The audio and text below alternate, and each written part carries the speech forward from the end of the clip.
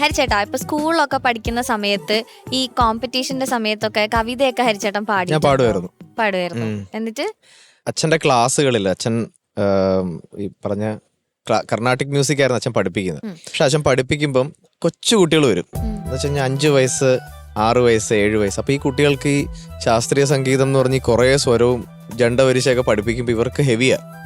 അത്ര ചെറിയ പ്രായത്തിലല്ലേ വരുന്നത്. അപ്പം ഇപ്പൊ സപ്തസ്വരത്തിൽ തുടങ്ങി കുറച്ച് കഴിഞ്ഞ് പിന്നെ ആ ക്ലാസ്സിന്റെ ഒരു സെക്കൻഡ് ഹാഫ്, അതൊരു അരമണിക്കൂർ കഴിഞ്ഞ് പിന്നെ പഠിപ്പിക്കുന്ന അച്ഛൻ കവിതകളാണ്.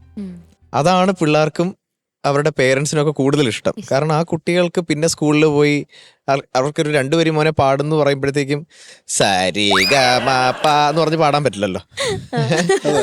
അപ്പൊ ആ സമയത്ത് അവര് ഈ കവിതകളാണ് പാടുന്നത്. അപ്പൊ എൻ്റെ അച്ഛൻ ചെറുതായിട്ട് ട്യൂൺ ചെയ്യുമായിരുന്നു ഒരു കവിത എടുത്തിട്ട്. ഇപ്പം ഒറ്റയ്ക്കോരോ മനത്താമരപ്പൈങ്കിളി ചുറ്റിപ്പറന്നു കേഴുന്നു,